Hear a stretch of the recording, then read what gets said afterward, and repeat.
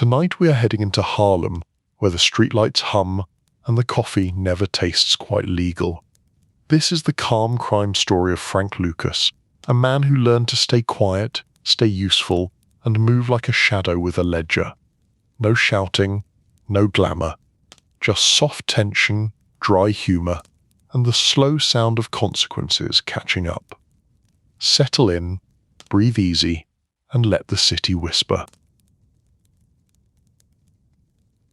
Chapter 1. The Quiet Boy from Grange.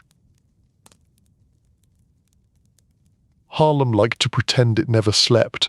Even when the night went thin and the sky turned the colour of weak tea, the blocks still breathed. A delivery truck coughed near a curb. A man laughed too loud at a joke nobody else wanted.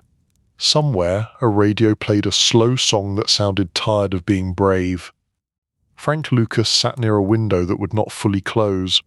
The frame had been painted so many times it moved like it had arthritis. He did not mind. A small draft was honest, and honesty was rare in his line of work. He held a cup of coffee and did not rush it. Coffee was one of the last legal thrills, and he treated it with respect. Outside, the first buses started their route.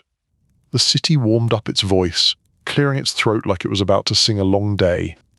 Frank watched the street the way a man watches water, not because it was pretty, but because it could drown you.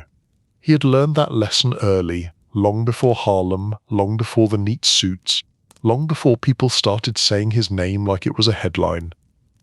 He was from Grange, North Carolina, a small town where the air could feel sweet and the rules could feel bitter. In Grange you learned who owned the land, who owned the law, and who owned you, even if nobody said it out loud. As a boy, Frank learned to move quietly. He learned to listen more than he spoke. He learned that loud people drew attention, and attention was a bill that always came due. One memory kept returning like a song you wished you could forget. A day when the world showed him its teeth. He was young, and he watched a relative get unalived in a moment that changed the shape of his heart. The men responsible wore fear like a uniform. That kind of fear did not ask for permission. It just showed up and expected you to accept it. Frank did not accept it. Not in the way they meant. He carried that day like a stone in his pocket. Not for sympathy, not for drama, just as proof. Proof that the world could take what it wanted, and proof that he would have to learn how to take something back, even if it was only control over his own life. In Grange, control was a limited resource. It was like clean water in a dry season. You could find it, but you did not brag about it. His mother worked hard. The kind of hard that leaves you too tired to dream. People around them worked hard too, and most of them stayed poor anyway. Frank noticed that part. He noticed that hard work was not always rewarded. Sometimes it was only collected, like rent. He also noticed something else. Some men did not work hard at all, at least not in the fields or the factories. Some men wore clean shirts and had time to lean against a wall. They always seemed to know someone. They always seemed to be on the right side of a closed door. Frank did not love them. He studied them. He tried honest jobs because that is what a young man does when he still believes the posters. He hauled, he lifted, he ran errands. He took whatever he could get. But the pay was thin and the disrespect was thick. Every day felt like someone was gently pushing his head underwater and telling him to be grateful. He stole small things at first, not because he wanted shiny objects, because he wanted options. A little cash meant a little freedom. A little freedom meant you could breathe without asking permission. He was not proud of it. Pride was a luxury, like a second coat. He was practical. By the time he was a teenager, he had decided North Carolina was not big enough to hold the future he wanted. He had heard of New York City like it was a myth, a place where the streets were crowded with chances, where a person could disappear into the noise and come out different. He left with more hope than luggage. That is how many people traveled then. A small bag, a stubborn heart, and a plan built out of hunger. The first time New York met him, it did not hug him. It shoved him. The air smelled like gasoline and hot metal. The buildings were tall in a way that felt personal, as if they were trying to prove something. People moved fast and looked through you like you were a ghost who owed them money. Frank found Harlem because Harlem found him. It was a neighborhood with its own heartbeat. The corners talked, the stoops listened, the storefronts watched. Everyone had a story, and everyone had an opinion about your story, even if you had not written it yet. He learned the geography of survival. Which streets were safe, which streets were only safe if you knew the right names. Which buildings had landlords who took cash without question? Which buildings had landlords who asked question anyway? He slept where he could, he worked where he could. He kept his eyes open, and his mouth mostly closed. He did not show fear, he did not show excitement. Both could be used against you. In Harlem, money moved like weather. Sometimes it rained, sometimes it dried up. Sometimes it came down so hard it flooded the block and everybody acted surprised. Frank watched the patterns. He learned that numbers mattered. Not just the lottery numbers whispered in barbershops, but the other numbers. How many men stood on a corner? How many minutes a police car sat at a light? How many times a face appeared before it disappeared? He learned about the hustles that lived in plain sight. Gambling, loans, protection, cargo that arrived at night and left before morning. People called it business. People called it crime. Frank learned it was mostly accounting with extra tension. He also learned that Harlem had kings. Not official kings, not the kind who wore crowns, but the kind who wore calm. Men who spoke softly and were listened to loudly. One name floated through the neighborhood like cigarette smoke. Ellsworth Bumpy Johnson. People said it with a mixture of respect and caution, like saying it too fast might invite trouble through the door. Frank heard stories before he ever saw the man. Stories about discipline, stories about rules, stories about a mind that could do math while everyone else was still counting their fingers. Frank did not chase the story. He waited for it to come near him, because chasing anything in Harlem could make you look desperate, and desperate people got used. The day he first saw Bumpy, it was not dramatic. No parade, no music, just a man stepping out of a car like he belonged to the sidewalk. He wore a suit that looked comfortable, not flashy. He walked like he had time, which was the loudest thing a man could do in that neighborhood. Frank was running an errand. Something small. A package that was not supposed to be opened. A message that was not supposed to be repeated. He did not make eye contact. Then he did, just long enough to see the weight behind Bumpy's face. Not anger, not happiness, just calculation. Frank felt for a moment like the street itself had turned to look at him. He kept walking. Later someone spoke to him. A man with a polite smile that did not reach his eyes. He asked Frank a question that sounded casual. "Who are you?" With Frank answered with the truth. "Nobody." The man nodded like that was both acceptable and interesting. Then he told Frank to come by later. A particular address, a particular time. He did not threaten, he did not beg. He spoke the way a banker speaks when he offers you a loan you might not survive. Frank went, not because he thought it was safe, because he thought it was necessary. The building was ordinary, that was the point. Ordinary buildings hid extraordinary decisions. Frank walked in, sat where he was told, and waited. When Bumpy Johnson appeared, the room shifted, not by magic, by habit. People moved aside, chairs felt smaller, voices lowered. Bumpy looked at Frank like he was reading a receipt. "You are from down south," Bumpy said, and it was not a question. Frank nodded. Bumpy asked him about home, about Grange, about work, about what he wanted. Frank answered carefully. He did not flatter, he did not act tough. He just spoke like a man who did not want to waste anyone's time. Bumpy listened. Then he gave Frank a simple instruction. Start small, stay useful, do not talk too much. It was almost a kindness, almost. Frank left that meeting with no promises and no guarantees, just a door that was not fully closed anymore. In Harlem, that was a gift. That night he lay on a thin mattress and stared at the ceiling. He could hear neighbors moving. He could hear laughter from the street. He could hear distant sirens, the city's lullaby for people who had learned not to flinch. He thought about the stone in his pocket, the old memory from Grange. He thought about Bumpy's calm. He thought about the rules of this new world. Franc did not sleep right away. He did not need to. He was already dreaming, with his eyes open, planning a future that would be built from quiet decisions. The next morning he woke before the sun and washed his face in cold water. He looked at himself in a cracked mirror and practiced a neutral expression. Not sad, not proud, just steady. Then he stepped back into Harlem, where the sidewalks waited like they always did, ready to teach him the next lesson. Chapter 2. Apprenticeship on Lenox Avenue. Lenox Avenue in the daytime could look almost polite. Almost. The shops opened their gates with a metallic rattle. A bakery set out rolls that made the air smell forgiving.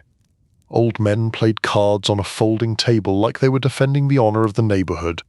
But the street had a second face, one that showed itself to people who knew where to stand and when to leave. Franc learned that quickly. His first jobs for Bumpy's World were small, which was the point.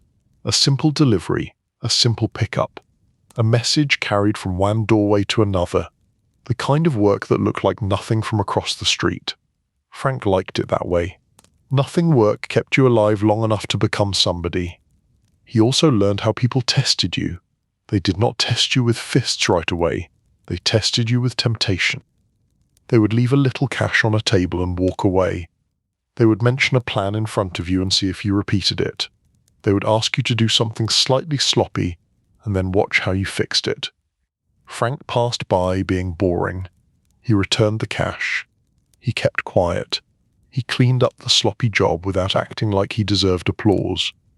In a world full of loud talkers, boring could be a superpower. Bumpy's people were not a single crew with matching jackets.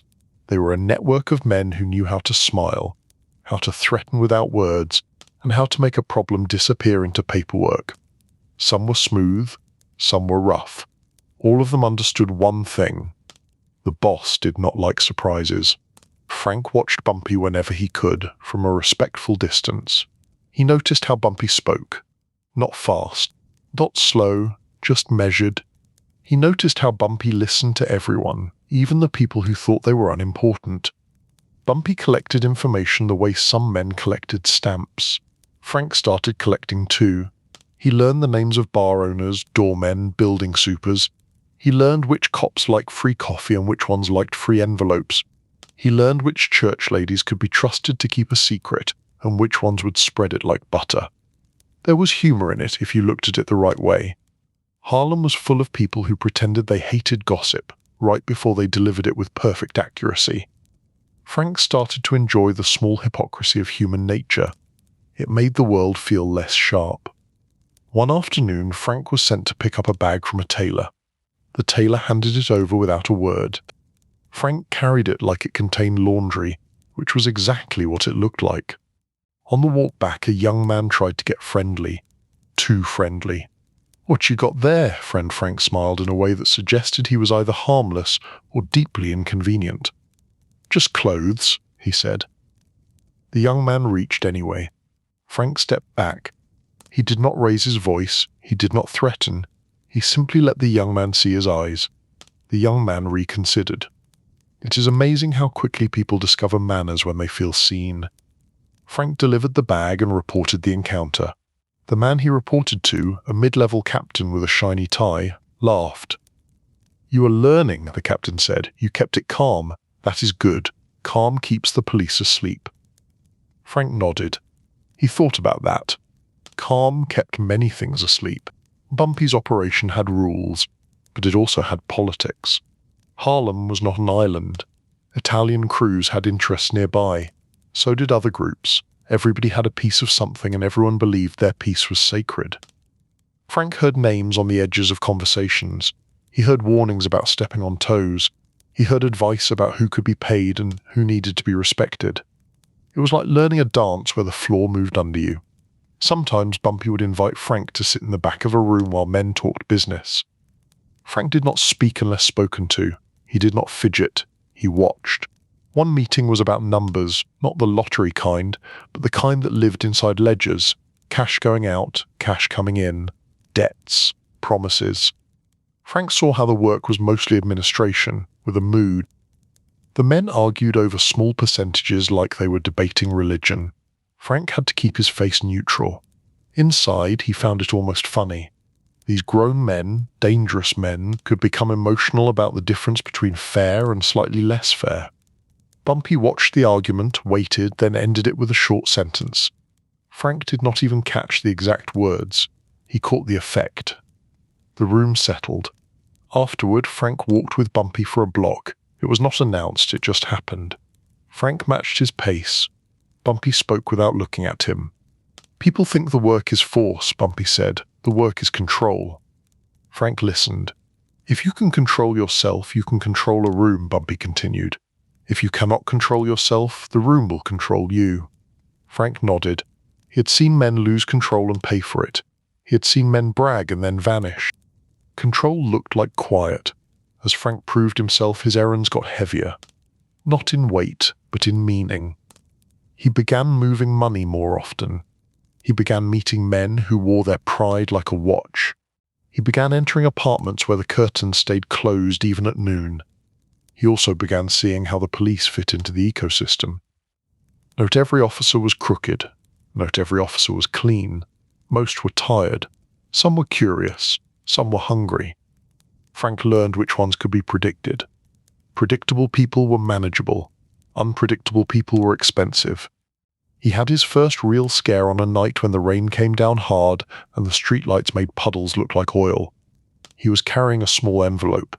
He had been told not to be late. A patrol car rolled slowly behind him. Frank kept walking. He did not run. Running was an invitation. The car stopped.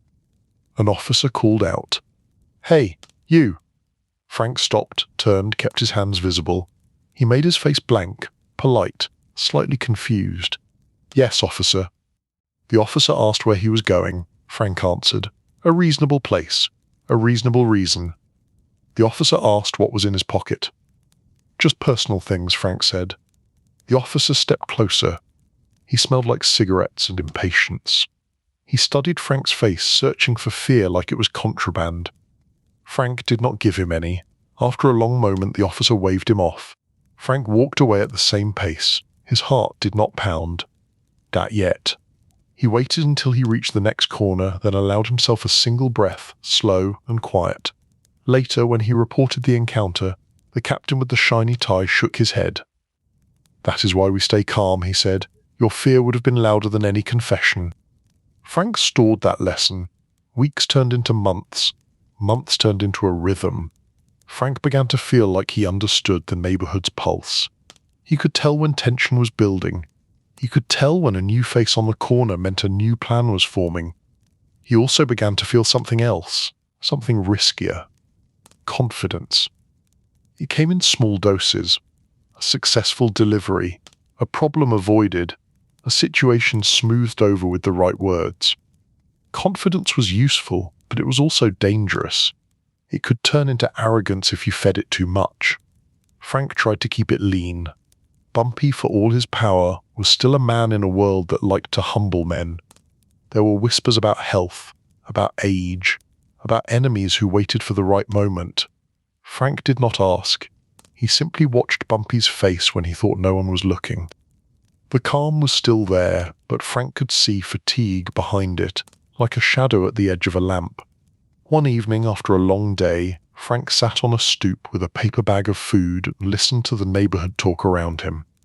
A child ran past laughing. A woman scolded him with love.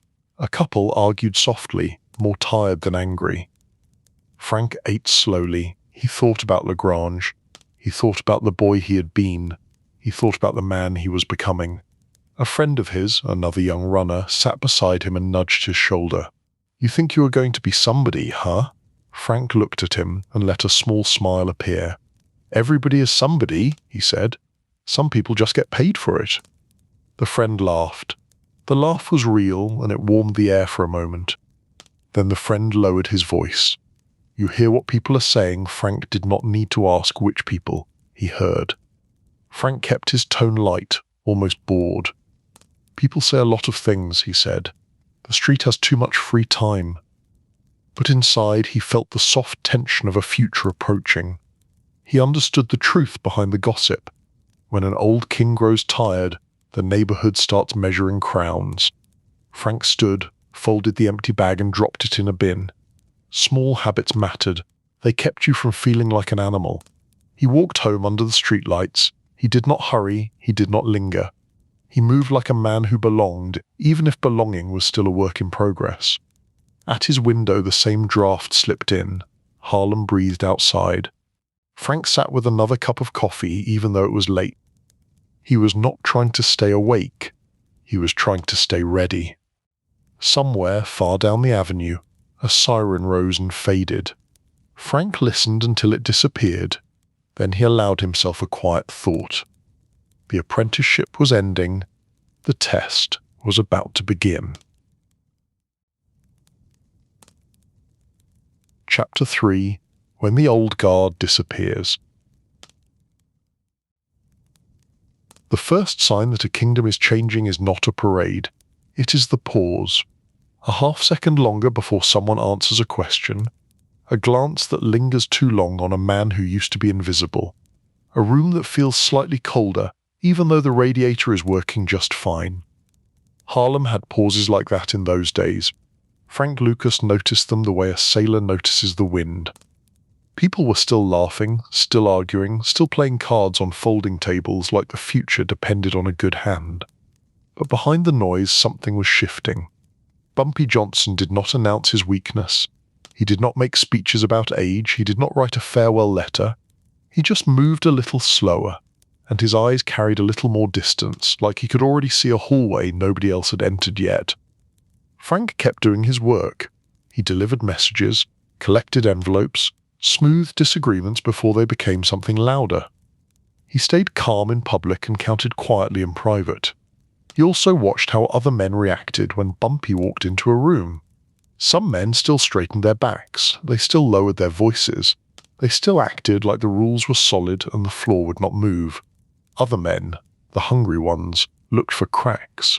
They asked extra questions. They offered ideas that sounded helpful but smelled like ambition. They laughed a little too quickly when Bumpy made a small mistake, like forgetting a name or asking for a detail twice. Frank did not join them. He did not need to. He did not believe in rushing the river. One afternoon, Frank went to a diner that smelled like fried onions and old coffee. A place where the napkins were thin and the opinions were thick. He sat at a small table near the back, not hiding, just choosing a seat that let him see the door. A man he knew from the neighborhood slid into the booth across from him. The man was older than Frank, with hands that looked like they had carried too many crates. His face was open, but his eyes were careful. "You hear it," the man said. Frank did not ask what. "The street always had something. People saying Bumpy is tired," the man continued. "People saying he is not long for this." Frank stirred his coffee slowly. He let the spoon tap once against the cup, a small sound that grounded him. "People have been saying that for years," Frank said. The man shrugged. "Yes, but now it sounds different." Frank leaned back. He gave the man a look that was not a threat, just a reminder. "If you want to live long enough to enjoy your opinions," Frank said, "you should keep them quiet." The man laughed softly, then nodded like he understood. In Harlem, advice often arrived disguised as sarcasm.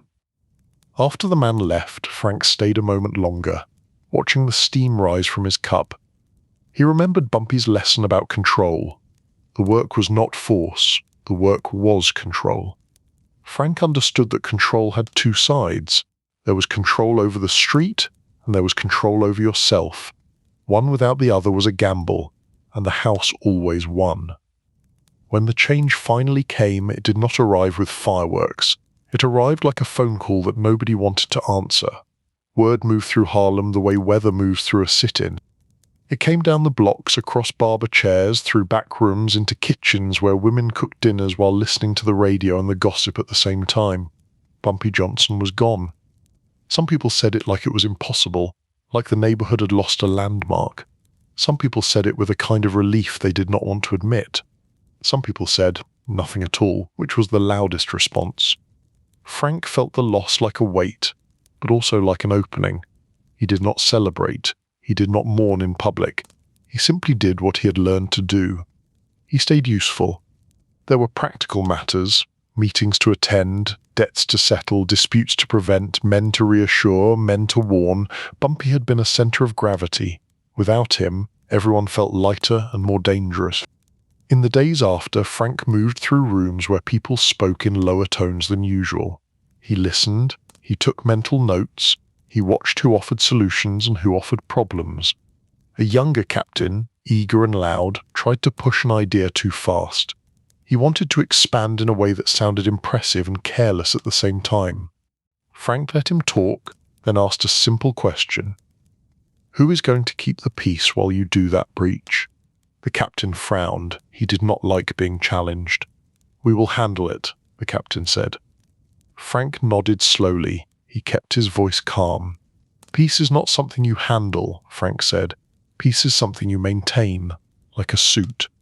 If you do not keep it clean, it starts to smell and people notice. A couple of men chuckled, not because it was hilarious, but because the captain needed to be reminded that he was not the only voice in the room. Franc did not enjoy embarrassing anyone.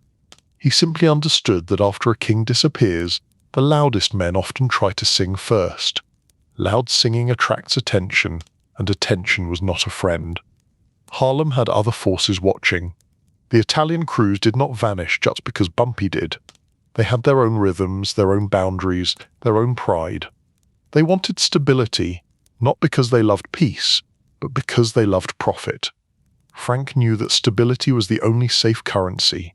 He had to show the neighborhood and the outsiders that the machine still ran, that the lights would stay on, that the deals would stay on, and that the street would not erupt into a messy scramble that invited the police to take notes. So Franc did what he did best. He organized without appearing to organize. He met with key people quietly, in barbershops, in back rooms, in apartments where the curtains stayed drawn. He asked questions that sounded casual but carried weight. What do you need to stay steady? What do you need to stay loyal? What do you need to stay quiet? He also listened for fear.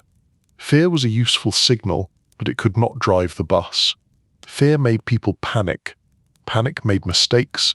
Mistakes made headlines. Franc had no interest in headlines. He began to reduce the number of hands touching the money. He began to treat the operation like a business that could be audited by God, the police, and jealous neighbors all at once. He did not announce changes. He just made them. Some men resisted. Middlemen often resist anything that makes them less important. They protest like they are defending tradition, when they are really defending their paycheck. A man who had been used to taking a cut from every transaction confronted Franc one night. He was not stupid, but he was proud, and pride can make a smart man act like a fool. You think you can just cut me out? The man said. Franc did not raise his voice. He did not smile. I do not think it, Franc said. I am doing it. The man's face tightened. He leaned forward, trying to turn his body into an argument. That is not how things work, he said. Franc nodded once, like he was agreeing with a child about the weather. Things work however they work, Franc said. And right now they work better without extra hands in the pot. The man stared, waiting for fear. Franc gave him none. Finally the man stood up, muttering. He did not make a scene. He understood that scenes were expensive. When he was gone, one of Franc's younger runners exhaled. You are cold, the runner said. Franc looked at him, and for a moment his expression softened. I am not cold, Franc said. I am tired of waste. Humour, when it came, was dry. It came from watching men pretend they were principled while arguing over percentages. It came from watching grown adults behave like children around money, and then demand to be respected as leaders. Franc respected competence. He respected discipline. He respected loyalty when it was real. He did not respect performance. As weeks passed, the neighborhood began to adjust. People started to treat Franc as a center of gravity. They came to him with problems. They came to him with requests. They came to him with gossip. They came to him with fear dressed up as friendly advice. Franc did not become a king in a single day. He became a manager of outcomes. He became a man people depended on. which is always a dangerous thing to be. The police presence also shifted. It was subtle at first. A patrol car parked a little longer at the corner, a plainclothes officer who suddenly started buying newspapers from the same vendor every day, a face Frank did not recognize, appearing twice, then 3 times, in places where faces usually changed. Frank noticed. Of course he noticed. He tightened the operation again. He reminded people to keep conversations short and boring. He reminded them that being flashy was a hobby for people who did not plan to stay free. One evening, Frank walked along Lenox Avenue under streetlights that buzzed softly. The air smelled like hot pretzels and exhaust. A couple argued on a stoop, then made up quickly because nobody liked going to bed angry when the city was already unpredictable. Frank passed them and kept walking. He felt the stone in his pocket again, the old memory from Grange. It had not grown lighter over the years, but it had changed shape. It was no longer just pain, it was fuel. At a corner, a man approached him with a cautious smile. The man had connections. He also had a mouth that could get him in trouble. "They say you are next," the man said. Frank looked at him. "Next for what?" The man blinked, unsure if Frank was joking. "Next for, the top." Frank tilted his head slightly. "I am not next," Frank said. "I am already here. People are just catching up." The man laughed, then realized Frank had not. The laugh died quickly. Frank let him walk away with his dignity intact. He did not need to take it. He had bigger concerns than petty victories.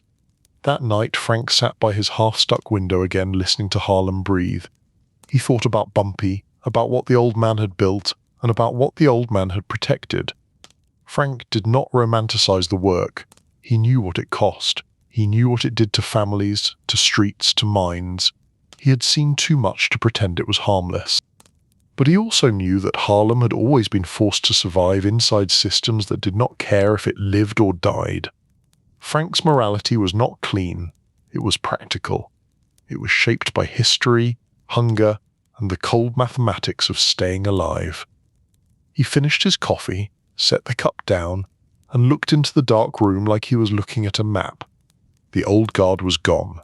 The street would pick a new center whether anyone liked it or not. Frank intended to be the man holding the steady line, not because he wanted applause, but because he wanted control, and because in his world control was the closest thing to safety you could buy. Chapter 4: Bangkok Heat and the Pipeline.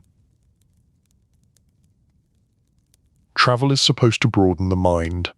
Sometimes it just confirms what you already feared. Franc Lucas had learned New York. He had learned Harlem. He had learned how to move through crowds without being touched by them. But the business was changing. The neighborhood demanded consistency, and consistency required supply. If you wanted to control the street, you had to control what fed it. Middlemen were a problem. Middlemen added cost. Middlemen added risk. Middlemen also added the kind of loose talk that drifted into the wrong ears. Frank disliked loose talk the way a careful man dislikes open flames. He started thinking in longer lines, not just blocks, but oceans. There were rumors circulating, the kind that traveled faster than proof. People whispered about Southeast Asia, about product moving through routes that were half politics and half opportunity, about soldiers, planes, and the strange economy that grows around a war even if you never see the battlefield. Frank did not pretend to understand all of it. He did not need to. He just needed to understand enough to move without stumbling. When he decided to go, he did not treat it like an adventure. He treated it like a business trip. A grim little vacation where the only souvenir you wanted was leverage. The airport felt like a different country even before he left. Fluorescent lights, tired faces, announcements that sounded cheerful in a way that made Frank suspicious. He moved through it with a plain suit and a plain expression. On the plane, he sat quietly. He watched other passengers fidget, laugh, complain about food. He found it almost funny how people could worry about small discomforts while the world held larger dangers just out of sight. Frank slept in short stretches, not from fear, but from discipline. He wanted to arrive sharp. Bangkok hit him like a warm hand on the face. The heat was not just weather, it was a presence. It wrapped around you, clung to your shirt, and reminded you that you were not in charge. The streets were alive in a different way than Harlem. Motorbikes moved like fish through traffic. Vendors sold food that smelled bright and unfamiliar. The air carried spice, smoke, and river water. Even the sunlight felt busy. Frank kept his movements quiet. New places require more listening and less speaking. He had contacts, of course. Nobody travels across the world on a guess. But contacts were not guarantees. Contacts were introductions to risk. His first meeting took place in a hotel lobby that tried to look luxurious but could not hide the humidicide. A ceiling fan turned lazily, as if it did not believe in working too hard.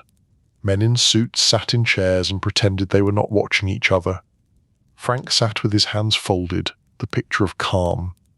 Inside, he counted exits. He counted faces. He counted time. A man arrived with a friendly smile and the posture of someone used to being obeyed. He had the look of a person connected to the military, or at least connected to people connected to the military. His confidence was polished, like shoes. Frank listened to him talk. The man spoke about routes and reliability without using too many details. He spoke as if he were discussing shipping containers, not poison. It was that kind of conversation, the kind that turns harm into vocabulary. Frank asked question in a careful tone. How do you keep it steady?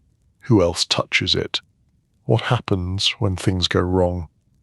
The man answered with a mix of clarity and vagueness. Some answers were direct, some were padded with charm.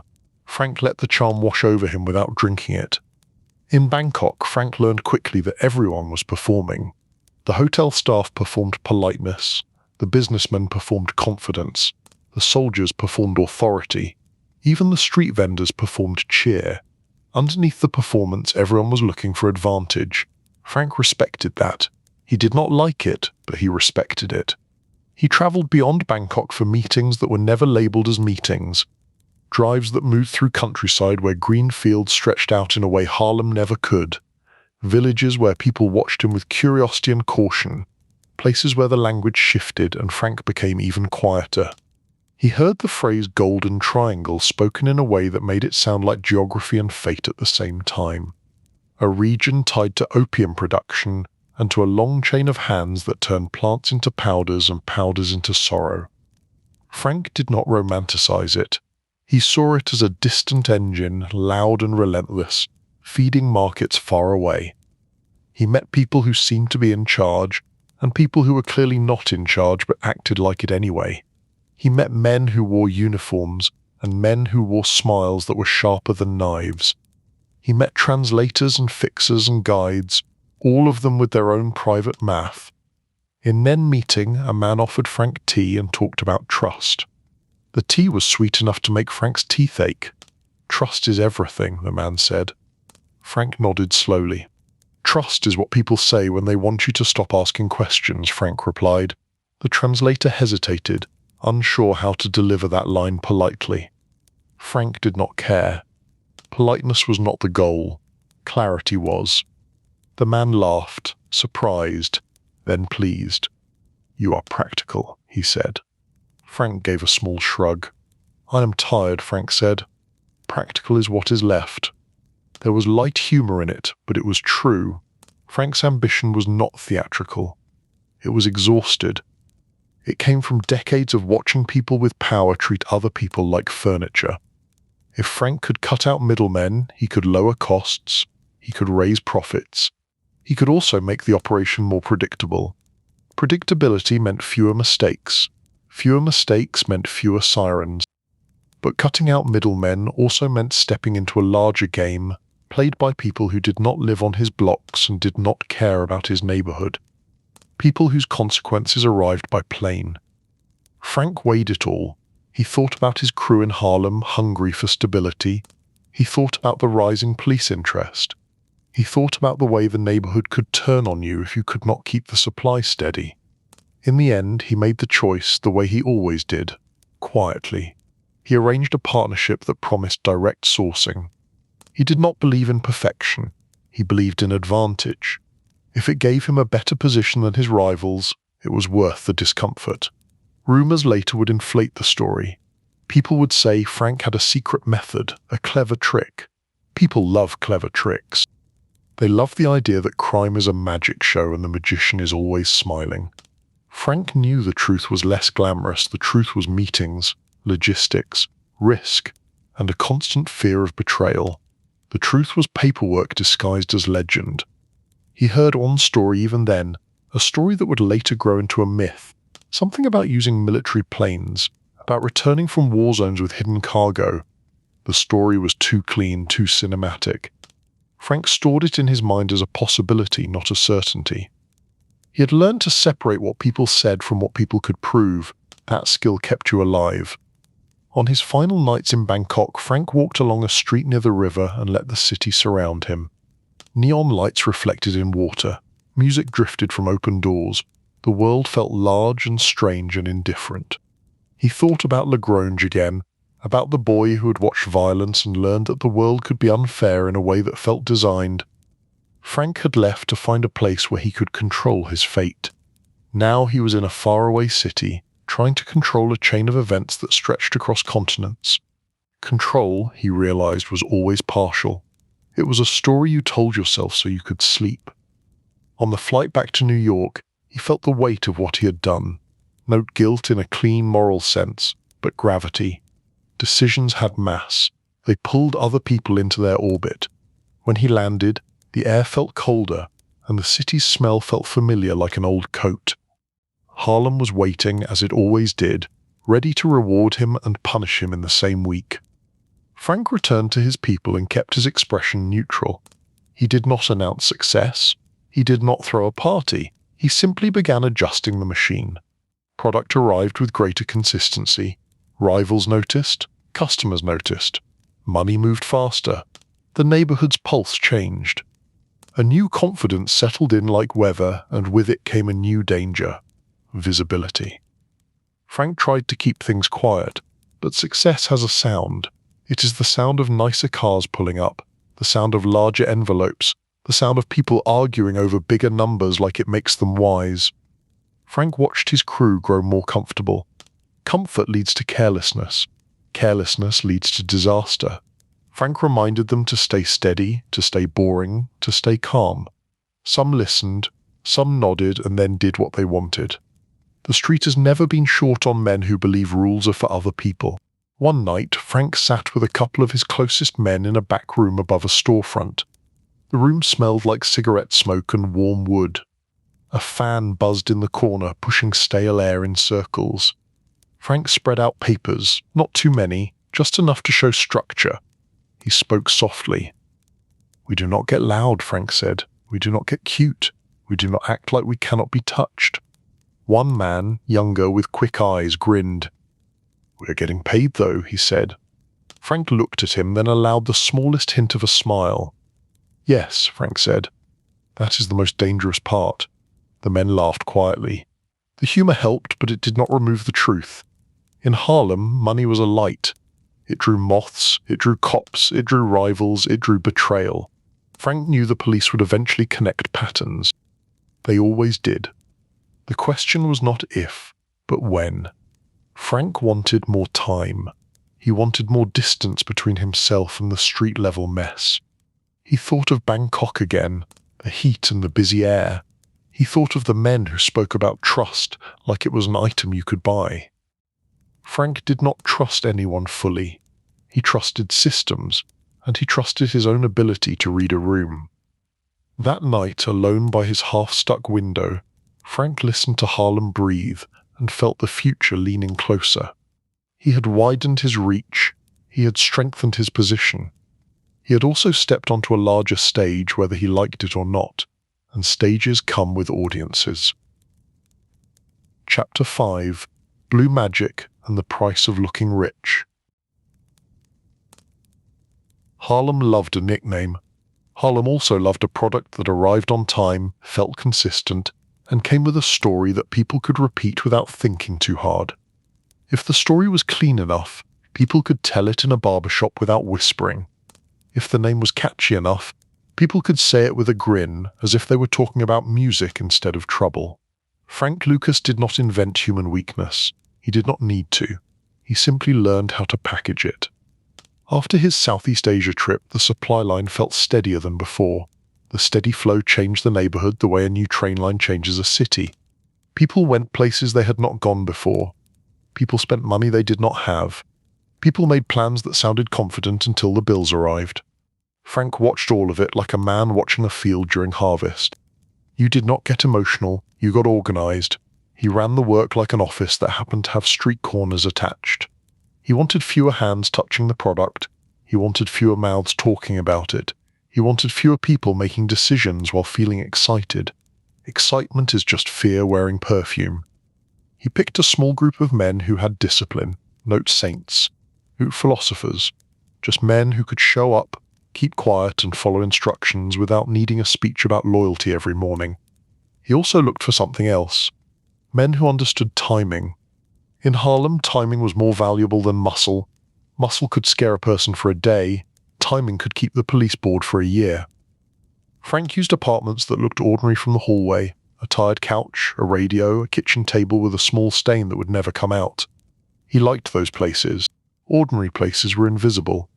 Flashy places came with visitors, and visitors came with opinions. The work was repetitive.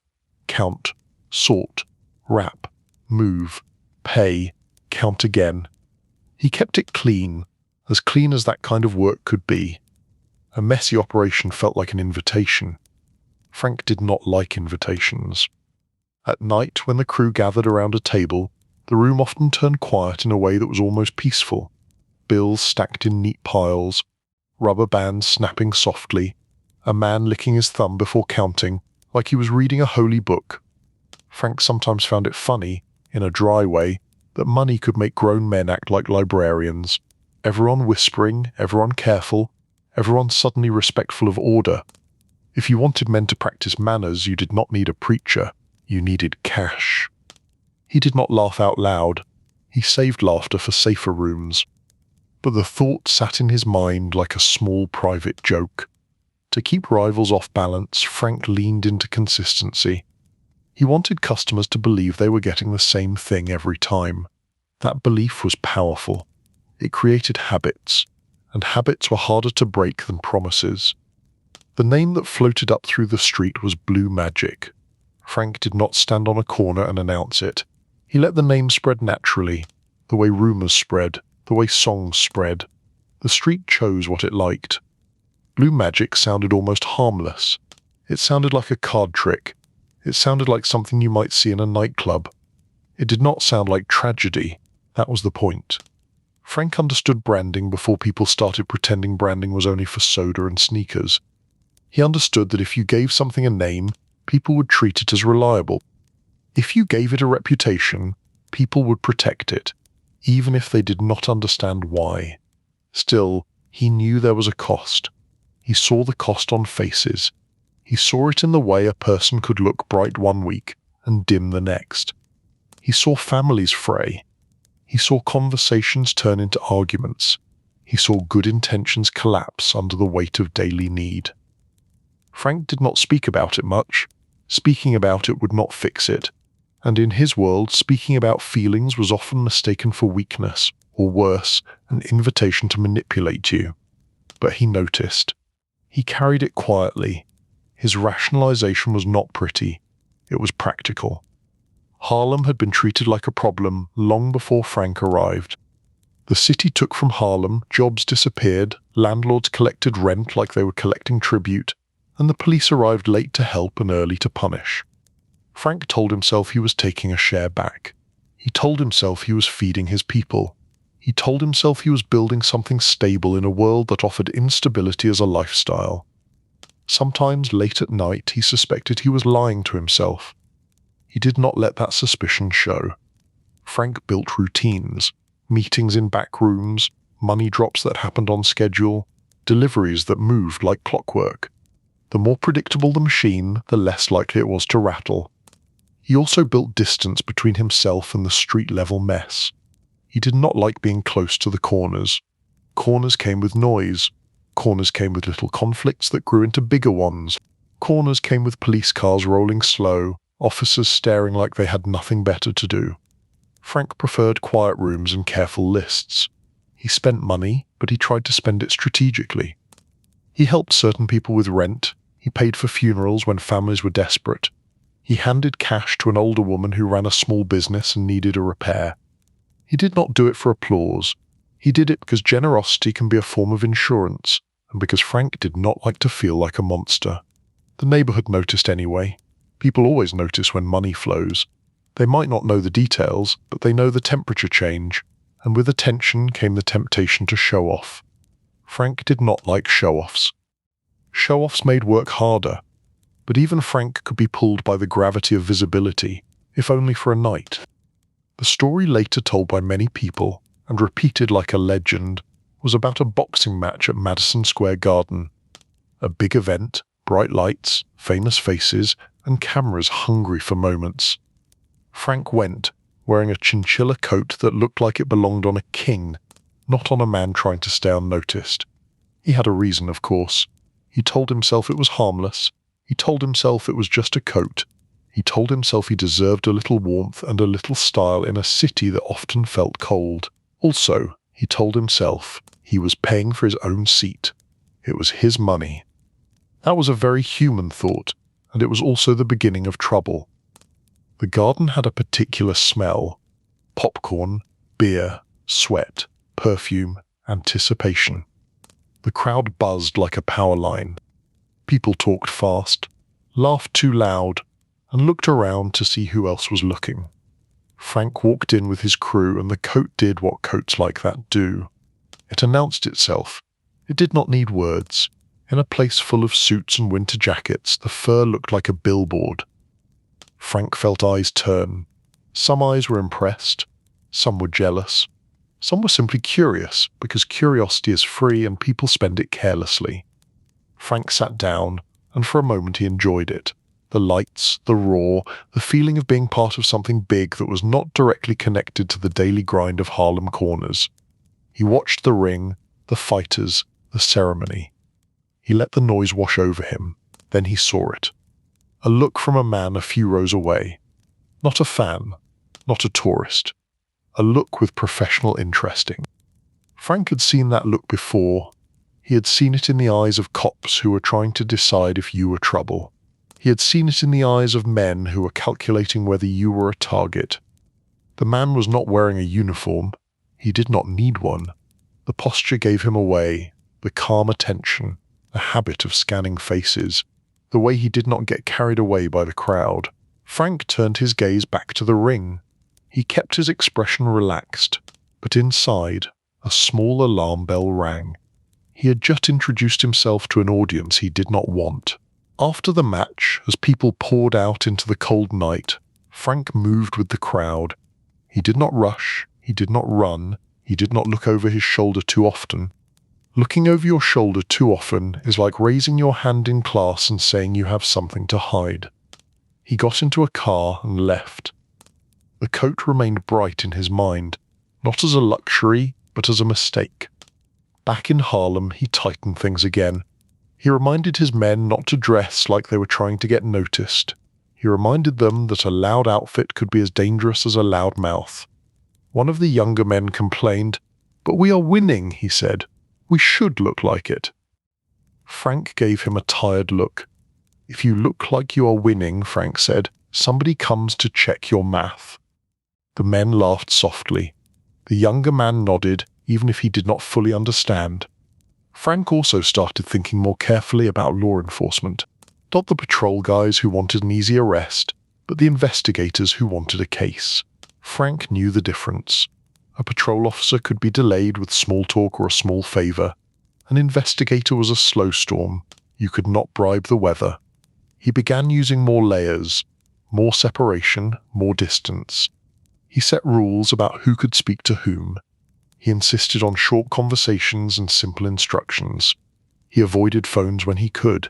He treated every new person like a possible leak, because every new person was. Still, the money kept growing. Cash has a way of multiplying, and also a way of creating new problems. People with cash start to believe the world is stable. They start to gamble. They start to argue. They start to forget the rules that brought them there. Frank watched his crew develop small cracks.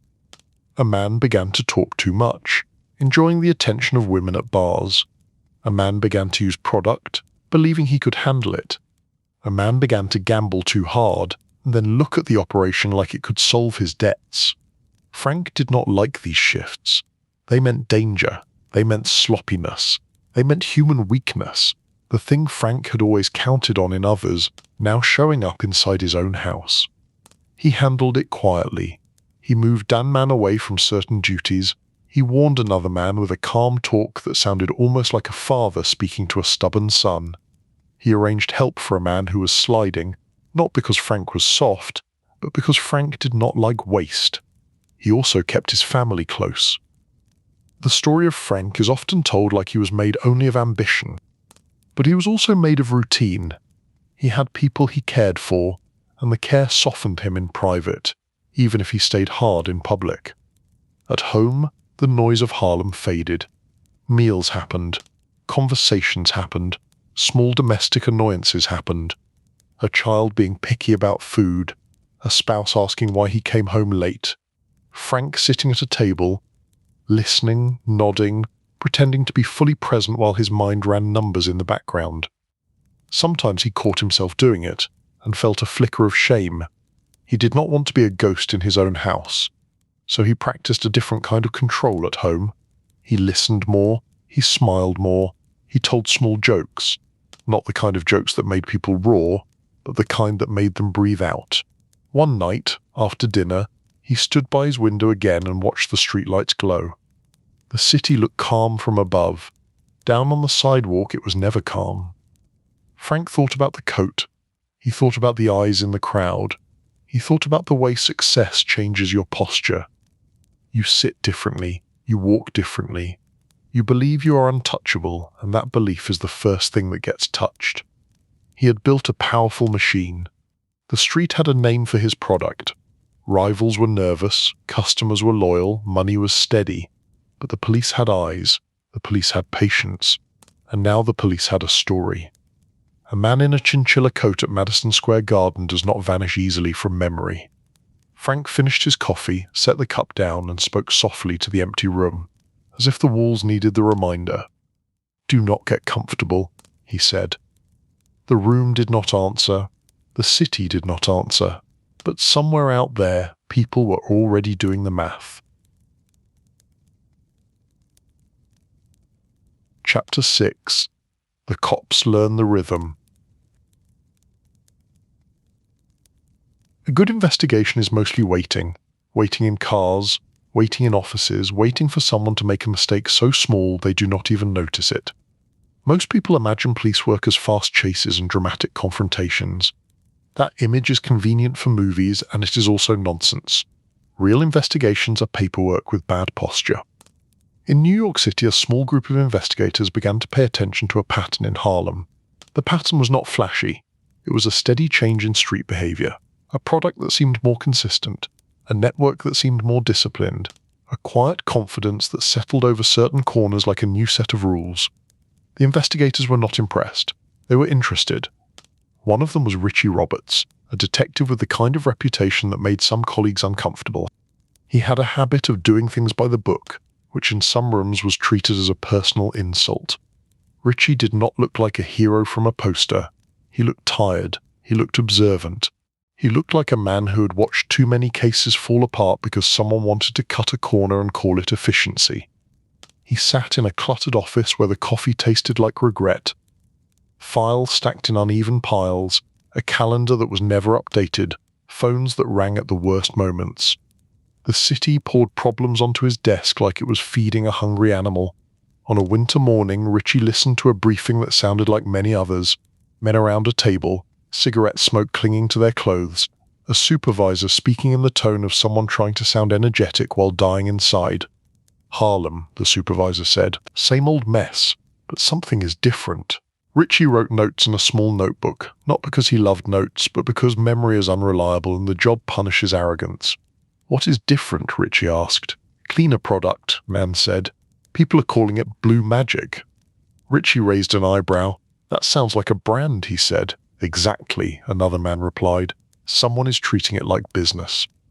Business was the part Richie did not like. Business meant strategy, strategy meant patience, and patience meant longer cases, which meant more chances for someone in your own department to sabotage you out of boredom or greed. Still, Richie leaned in. Who is behind it, he asked. Names floated around. Some were guesses, some were old street legends, some were confident because confidence is free and people love spending it. Then someone mentioned a detail from a recent event at Madison Square Garden. A man in a chinchilla coat, sitting in expensive seats, surrounded by people who looked like they were not there to discuss boxing technique. Richie did not care about the coat for fashion reasons. He cared because it did not match the setting. It was a signal, like a flare shot into the sky. A chinchilla coat is not warm, Richie thought. It is an announcement. He asked for more details. Who saw him? Where he sat? Who he was with? What cars they drove? Which doors they used? The boring stuff that turns into evidence when you stack it correctly. The room sighed a little. People did not love details. Details take work. But Richie insisted. If you want a case, he said, you start with facts, stories. They began. Reports, notes, interviews that were mostly silence. A small list of names. A few photographs taken from a distance, grainy and imperfect. A couple of street sources who talked too much and knew too little. Richie did not complain. This was how it started. A case is not born as a case. It is born as a suspicion. The task force built slowly, in that typical way where nobody wants to admit they are building a task force until they are already sharing desks and arguing over staplers. People from different units, different agencies, different habits. Egos bouncing off each other like pool balls. Richie had seen it before. The first month is mostly arguments about credit. The second month is mostly arguments about jurisdiction. Somewhere around the third month, if you are lucky, someone remembers that the point is stopping the flow. Richie sat with an agent from a federal unit, a man who dressed well and spoke like he was always presenting a case to a judge. The agent had a careful voice and a habit of repeating himself as if repetition made things true. We need the supplier, the agent said. Not it's the street guys. Richie nodded. We need the structure, Richie replied. Money, routes, communication. The agent leaned back. And we need someone to make a mistake, he said. Richie did not smile, but his eyes did. They always do, Richie said. The trick is being there when it happens. They set up surveillance in Harlem, nat dramatic. Just cars parked where they blended in, which in New York City is its own kind of art. A car that blends in is a car that looks like it has been ignored for years. Officers sat in those cars with cold hands and warm frustration. They watched corners. They watched people walk in circles, pretending they were not watching each other. They ate sandwiches that made them sad. They drank coffee that made them jittery. They listened to radios that never said anything helpful until the moment you were in the restroom. Richie did his share of sitting. He watched faces. He watched routines. He watched the rhythm of the operation. The thing about organized street work is that it has a beat. The same people appear at the same times. The same cars arrive, stay for a minute, leave. The same apartments receive visitors at odd hours. The same small gestures repeat. Richie liked patterns. Patterns were honest. He also noticed what was missing. There was not much chaos, not much public argument, not many flashy displays. Whoever ran this operation valued control. That narrowed the field. Richie dug into financial details where he could. He asked questions about property, about cars, about where money might be parked in plain sight. He looked for unusual purchases, unusual routines, unusual moments of confidence. Confidence is the crack in the wall. It is where the water gets in. He heard the name Franc Lucas more than once, not always as the main subject, but as a shadow behind the conversation. Some people said Frank was Bumpy Johnson's guy. Some people said Frank was the new man. Some people said Frank was just a rumor, and rumors are often a way to hide the truth from yourself. Richie did not trust street talk. He used it as a map, not a destination. He asked for background. A man from North Carolina. Harlem connections. Known associates. A couple of arrests on minor matters, the kind that never tell the full story. The outline of a life that could become a case if the right pieces lined up. The task force started collecting those pieces. They flipped low-level people when they could, not with screaming threats, but with quiet conversations in small rooms. The kind of rooms where the air feels stale and the chairs feel like they were designed to punish honesty. Richie sat across from a young man who had been caught with product. The young man tried to act tough, but his hands gave him away. Hands always tell the truth if you watch long enough. "You are not built for prison," Richie said calmly. The young man sneered. "You do not know me," he said. Richie nodded. "That is true," Richie replied. "But I know fear, and it is sitting right next to you." The young man swallowed. Richie continued, voice steady. "Here is what I can do. I can write you up as a small part of a big problem, and you will carry the big problem on your back. Or you can help me understand the big problem, and maybe you go home sooner than you think." The young man stared at the table. He did not answer right away. Richie did not rush him. Silence is a tool. If you use it correctly, it does the work for you. Eventually the young man talked. Not everything, not the full story, but enough to confirm structure, enough to confirm layers, enough to confirm that whoever ran it had discipline. Richie left the room feeling two things at once. Satisfaction, because a thread had been found. Sadness, because the thread belonged to a kid who had already been swallowed by the street. At night, Richie went home to a small apartment that did not feel like a victory. He took off his jacket, loosened his tie, and sat quietly for a moment, listening to the silence. He wondered, as he often did, where the city ended and the job began. In New York, the line was thin. Back in Harlem, Franc Lucas was also listening. He felt the shift. Not a siren, not a raid, not a headline, just the sense that the air had changed. People on corners were more cautious. Cars lingered longer than they used to. A face appeared twice in the same week, and it was not a face that belonged to the neighborhood. Frank responded by tightening the machine again. Shorter meetings, fewer phone calls, more distance, more reminders. One of his men complained. Again, because men always complain when you ask them to be disciplined. "We are making money," the man said. "Why are you acting like we are losing?" Frank looked at him with a calm that felt almost gentle. "Because the city does not let you win forever," Frank said. "The city changes the rules when it gets bored." That was Frank's dark humor. Not a joke exactly, but a truth delivered with a hint of sarcasm. The men laughed softly because laughter made fear feel smaller. Meanwhile, the task force kept building. They watched a stash apartment from across the street for days. Nothing happened. Then everything happened in 10 minutes. A man arrived with a bag. Another man arrived and left quickly. A car rolled up, stayed for a moment, drove away. Richie recorded times, wrote down plate numbers, and watched faces through binoculars that made his eyes ache. He did not get dramatic about it. He just collected. Evidence is a pile. You do not notice it growing until it becomes heavy. The task force also had to deal with internal problems. Corruption in the city was not a rumor, it was a constant background noise. Richie knew that if the wrong person got wind of what they were doing, the operation they were watching would tighten up even more, or disappear, or set up a trap. Richie did not trust many people. He trusted process. He trusted documentation. He trusted making sure that every step could be explained later, because later is where court happens. One afternoon, a supervisor tried to push Richie to move faster. "We need results," the supervisor said. "We need arrests. The press is asking questions." Richie looked up from his notes. "The press is always asking questions," Richie said. "They do not like waiting." The supervisor frowned. "And you do," Richie paused, then answered with tired honesty. "I do not like waiting," Richie said. "I like winning. Waiting is the price." The supervisor left, not satisfied, but unable to argue with the logic. Weeks passed.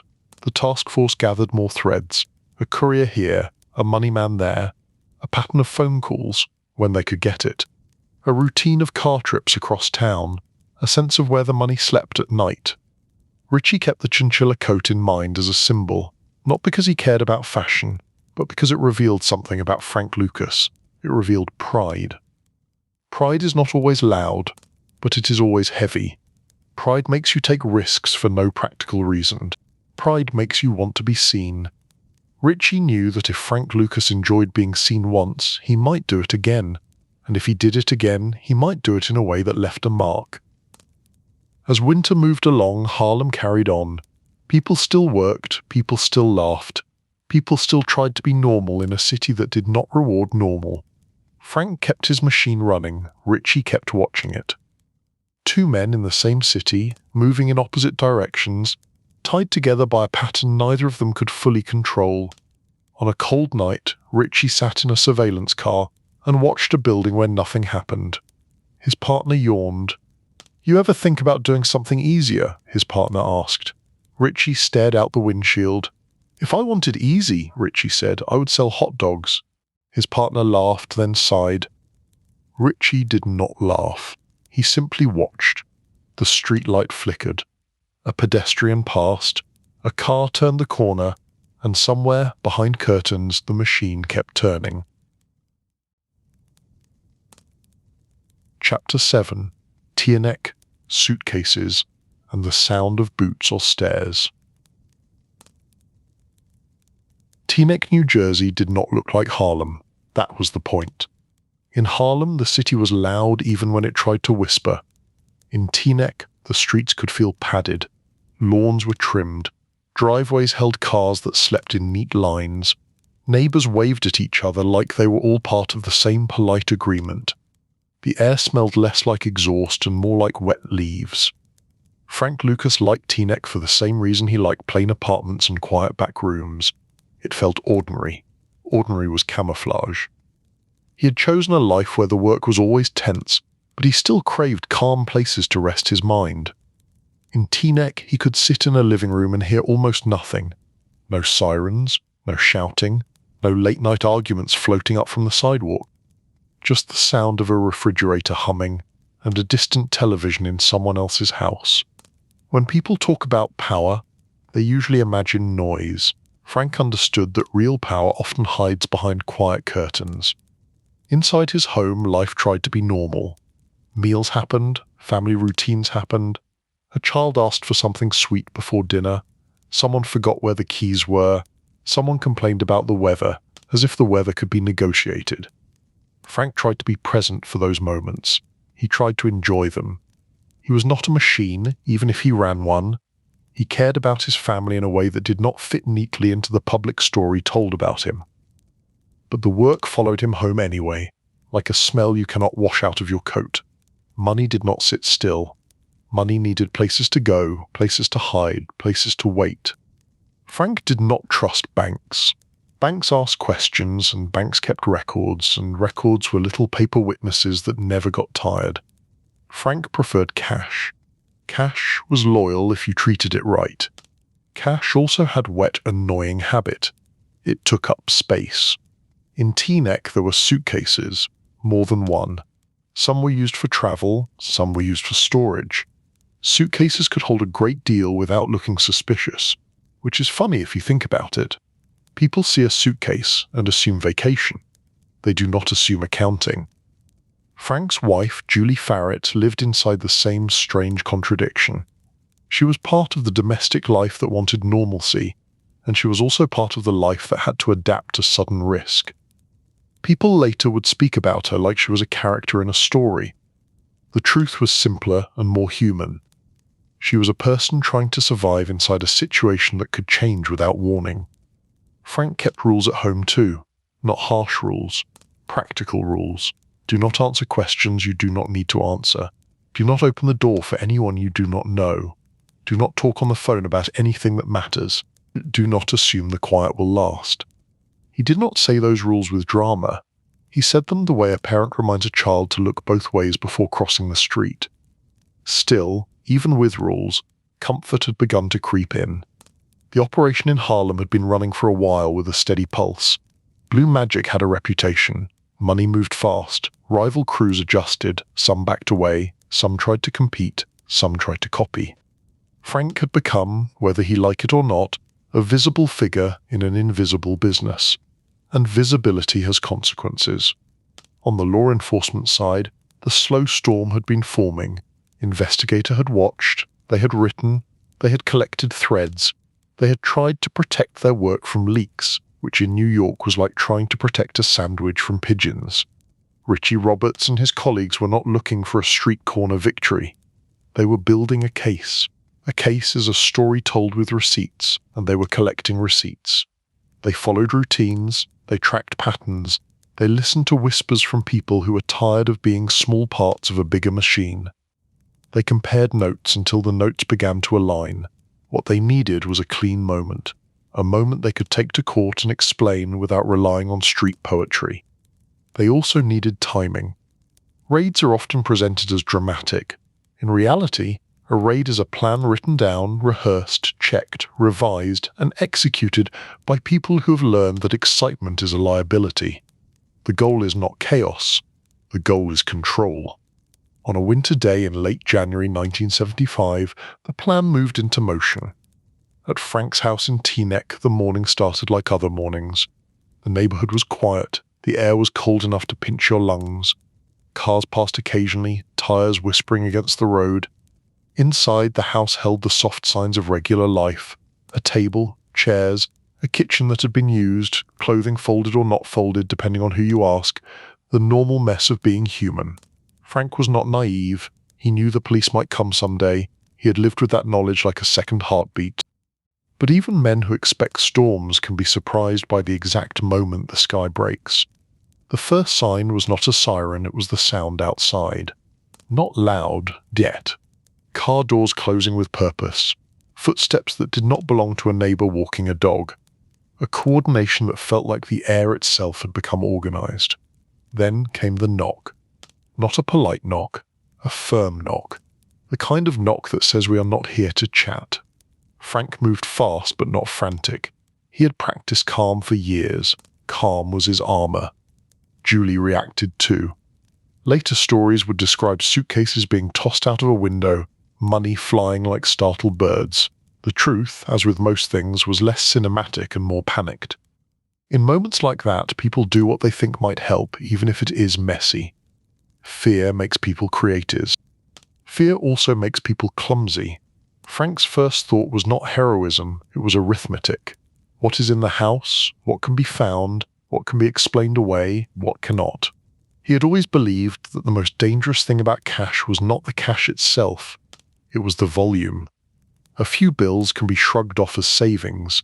A suitcase of bills tells a story you cannot easily edit. The police entered with warrants and procedure. They moved room to room with the practiced rhythm of people who have done it before. They did not need to shout much. The seriousness was already loud. Franc watched them with a face that stayed mostly neutral. He did not rant. He did not plead. He did not try to charm. He observed. There is a strange kind of calm that can settle over a person when the thing they feared finally arrives. The waiting ends. The guessing ends. The mind shifts into a different gear. Richie was not necessarily the first person through the door, but he was part of the machine that brought the door to that moment.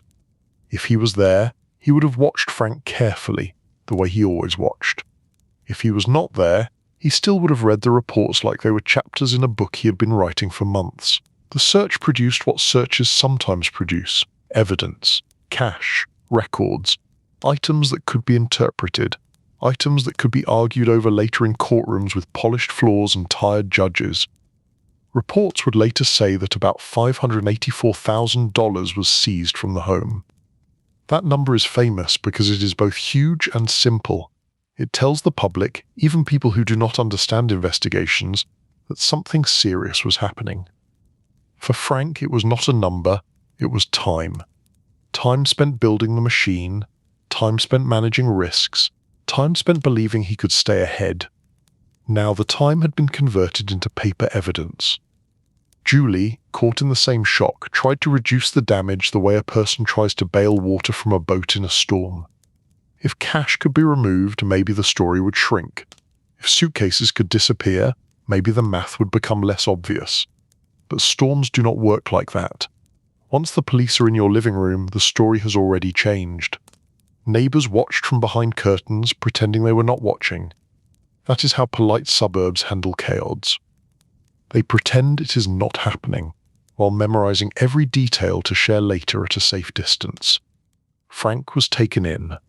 The ride to the station, the processing, the rooms that smelled like disinfectant and stale air, all of it felt like the opposite of Teaneck.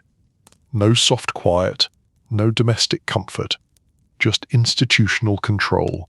Some men in custody talk too much, some go silent. Franc did what he always did. He measured. He knew that at this stage words were dangerous. Every sentence could become a rope. Every denial could become a contradiction. Every angry outburst could become a note in a file about temperament.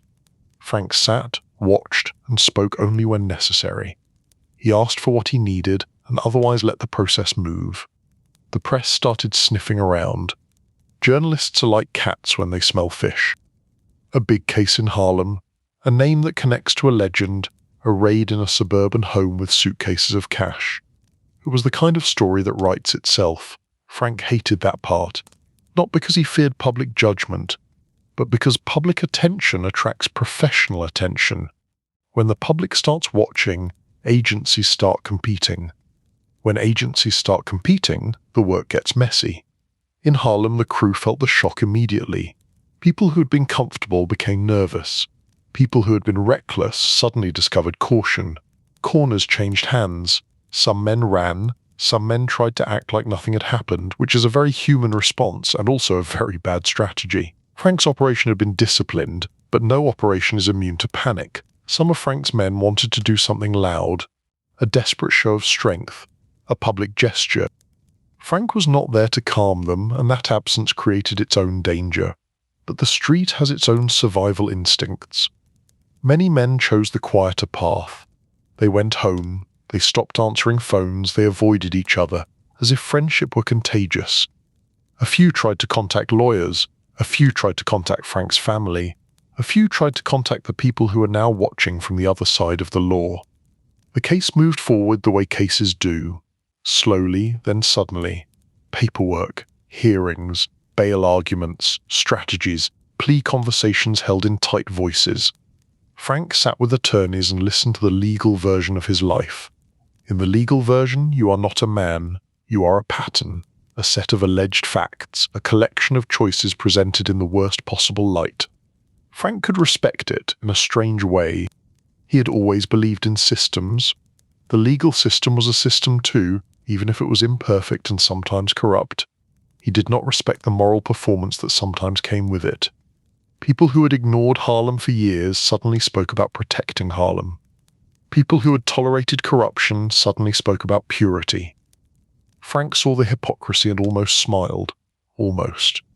In the courthouse corridors, he saw faces he recognized from the street, now wearing their best clothes and looking nervous. He saw people who had once treated him like a king, now treating him like a risk they wanted to avoid. That part did sting. Not because Franc expected loyalty from everyone, he did not, but because the speed of betrayal can still surprise you even when you expect it. Julie had her own journey through the storm. Being the spouse of a public case is its own punishment. People stare, people judge, people ask questions that are really accusations. She had to protect her children, protect herself, and protect whatever remained of their private life. Franc watched her carry that weight and felt something he rarely let rise to the surface. Regret. Not regret for the money, not regret for ambition. Regret for what the ambition demanded from the people closest to him. He kept that regret quiet. Quiet regret is the kind that keeps you awake at night. As the days turned into weeks, Franc found a new kind of calm. He could not control the street now, he could not control the supply line, he could not control what the newspapers printed, but he could still control himself. He sat in holding rooms and listened to distant sounds, doors closing, keys turning, voices echoing. He thought about Grange, he thought about Harlem, he thought about Bumpy's rule. Control yourself, control the room. The room was larger now. The room was the system. Franc did not know exactly how it would end yet, but he understood one thing with absolute clarity. The quiet suburban curtain had been pulled back, and everyone was staring. Chapter 8. Courtrooms and Witness Protection. A courthouse is a strange place to chase truth. It is built like a temple, but it runs like an office. It has grand entrances and small waiting rooms. It has people speaking in formal tones while carrying petty grudges. It has rules that are supposed to make everything fair, and it has human beings who are very good at bending rules without breaking them. Franc Lucas walked into that world carrying the weight of headlines and rumors. He wore a suit, because a suit is a kind of armor. He kept his face calm, because emotion is a kind of evidence. The case against him was not only about him. It was about what he represented. A large operation. A public symbol. A moment when law enforcement wanted to show that the city could still draw lines and enforce them. Richie Roberts watched the process with the tired patience of a man who knows that winning in court is different from winning on the street. On the street, you win by showing strength. In court, you win by showing paperwork. Richie had learned to distrust charisma. Charisma makes juries sleepy. Charisma makes facts blur. He focused on details. He also knew something else. Cases like this attract attention from inside the department. Sometimes that attention is supportive, sometimes it is hungry, sometimes it is dangerous. Corruption was not a distant rumor in New York. It lived close. It sat in offices. It wore badges. It accepted envelopes. It whispered warnings. It leaked information. Richie knew that for a case to stick, it had to be clean. He could not control every officer. He could not control every agency. But he could control his own work. He could control documentation. He could control procedure. So he did what he always did. He treated the case like it would be examined by enemies, because it would. Franc, on the other hand, faced a legal machine that did not care about his origin story. The court did not care about Grange. It did not care about the boy who watched unfairness carve a scar into his mind.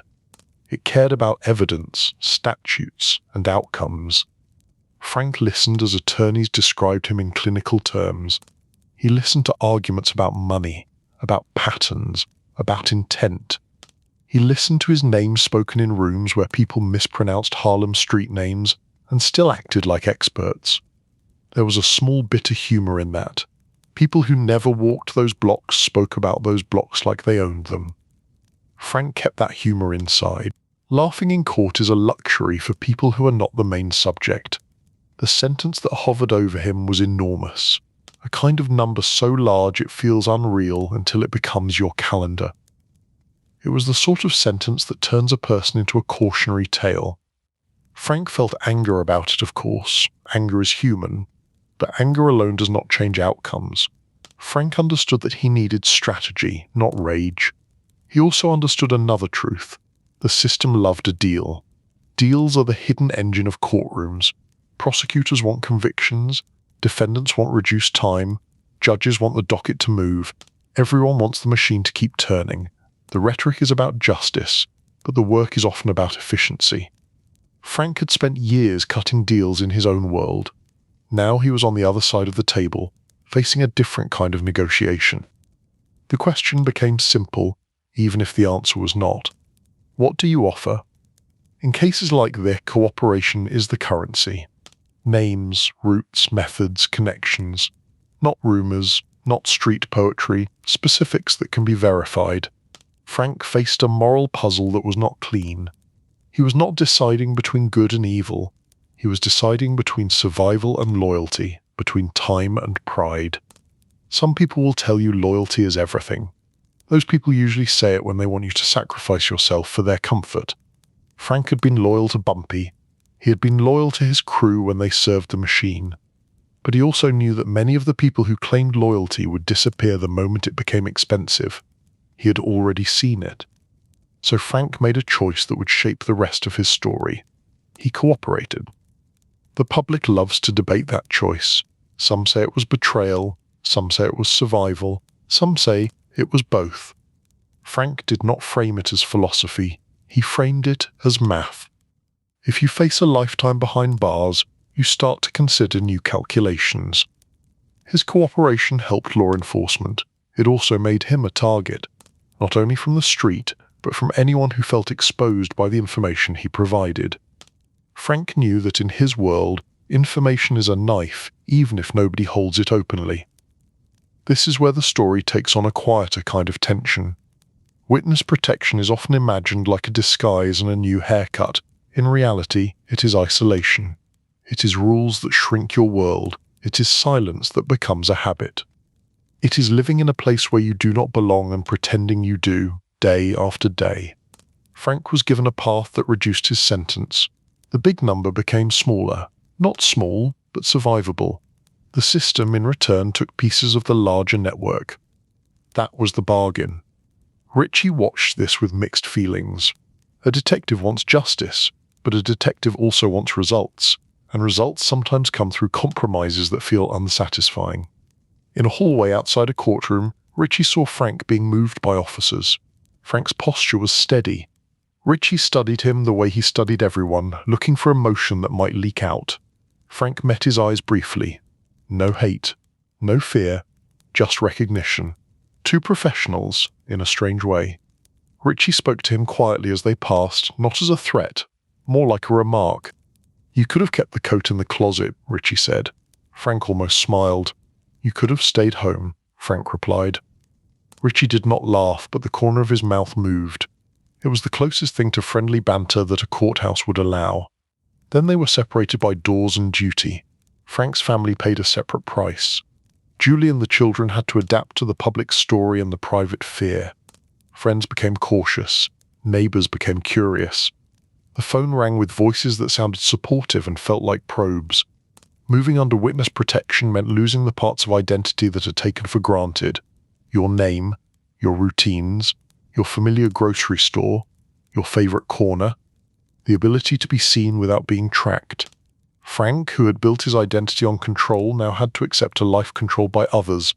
That kind of acceptance is not peaceful. It is a daily battle with your own pride.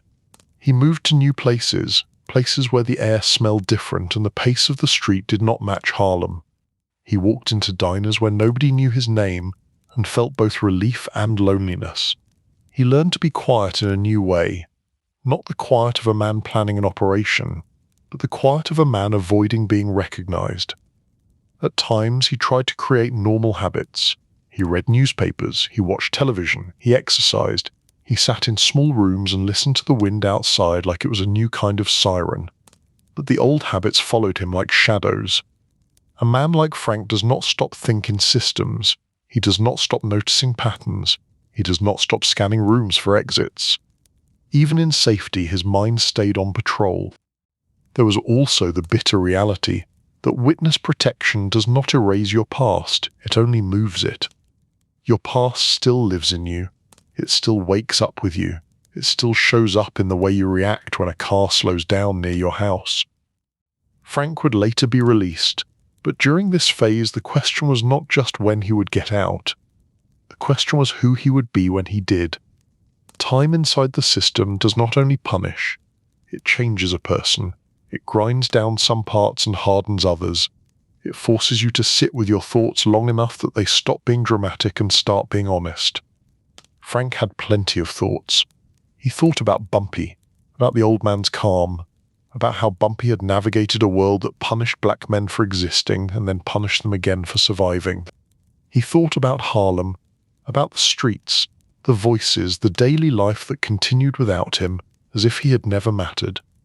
He thought about the people harmed by the product he moved, not as abstract statistics, but as faces. A young man with a dull stare, a mother with tired eyes, a neighborhood with too many funerals and not enough jobs. Franc did not turn into a saint. He did not become a poet of regret, but the thoughts arrived anyway, because a human mind does not shut off simply because it prefers not to feel. There was also light humor, the kind that appears even in grim places. In Nen's safe house, Franc was told to keep a low profile. The agent delivering the instruction spoke like a school principal. "Do not draw attention," the agent said. Franc looked around at the small bland room, the generic furniture, the curtains that looked chosen by someone who hates personality. "If I draw attention here," Franc said, "it will be a miracle." The agent did not laugh. Franc did, quietly. Sometimes you laugh because the alternative is to scream. Another time, Frank tried to buy groceries and realized he had no feel for normal prices anymore. In Harlem, money had moved in stacks.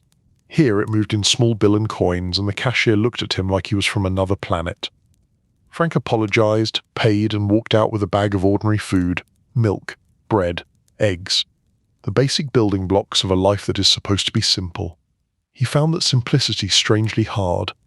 In the end, the courtroom phase closed the way chapters often close, not with a satisfying moral, but with a door locking and a calendar starting. The system had spoken. A deal had been made. A new life had been assigned like a uniform. Frank, once a man who controlled a network across neighborhoods and oceans, now had to learn how to control a much smaller territory, his own patience. Chapter 9. The second fall is smaller but sharper. Freedom does not always arrive with trumpets. Sometimes it arrives as a guard unlocking a door with the same board motion he used yesterday. Sometimes it arrives as a bus ride where nobody knows your history. Sometimes it arrives as a paper saying you can go, signed by people who never met you. When Franc Lucas stepped back into the world, he did not feel young. Time had worked on him the way water works on stone, slow and steady. His joints complained more, his breath was not as easy. The mirror told the truth even on days when he did not ask. Old buildings vanished. New glass towers appeared. Corners that once carried his name now belonged to different crews, different codes, different arguments. Some old storefronts were gone, replaced by places that sold coffee with complicated names. Harlem had changed too. Some blocks looked tired, some were trying to look new. Faces were both familiar and foreign, a mix of people who remembered the old days and people who treated the old days like folklore. Frank moved through it like a ghost with a body. He had memories attached to corners that no one else could see. He tried to keep his expectations modest. The days of big cars in long lines and stacks of cash on tables were over. The machine he had built was gone, dismantled by raids, deals, and time. Rivals had died, vanished, or reinvented themselves. Frank tried something that sounded simple and turned out to be hard. He tried to live a regular life. Regular, however, is a complicated word for a man used to living at extremes. He spoke with people about legitimate work. He talked about advising youth, maybe doing something like outreach. He considered using his name as a cautionary tale, a way to earn a small income from telling the story of what not to do. There were people who wanted that. Interviewers, writers, curious students with tape recorders. They came with questions that were half academic and half gossip. Frank sat across from them sometimes, wearing a plain shirt, talking about his past in a voice that tried not to glamorize it. He spoke about choice, about consequence, about systems that push and persons who pull. He also noticed the way their eyes brightened when he mentioned certain details. The coat, the trips, the money. People said they wanted a warning. What they often wanted was a thrill they could consume safely, like a movie. Frank understood. He had watched the same impulse in Harlem years before, the way people leaned in when someone told a story about danger. He tried to keep his tone steady, adding small dry jokes as armor.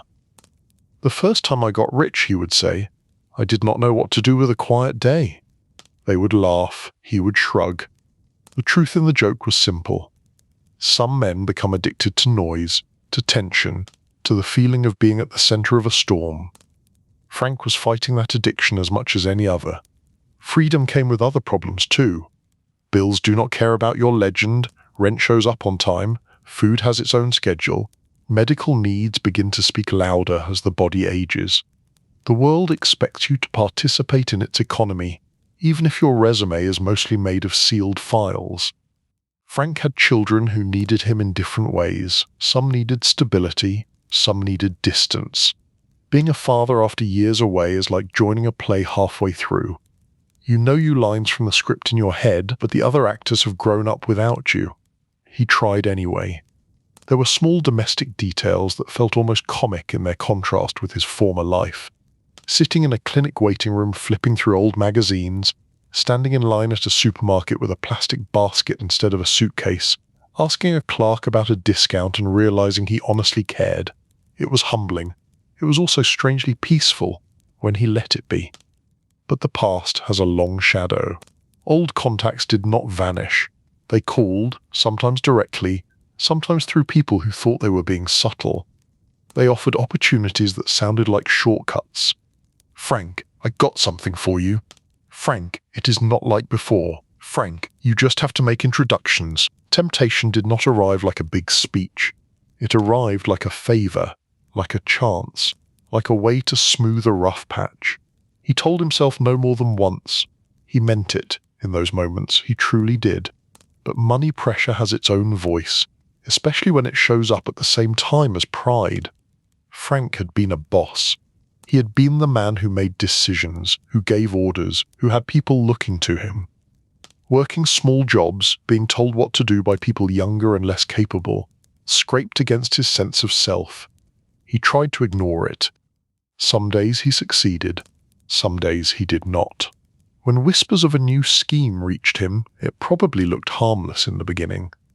Something involving money again, of course. Money was the only language most people ever tried to speak with him. It was not the giant trans-ocean operation of his past.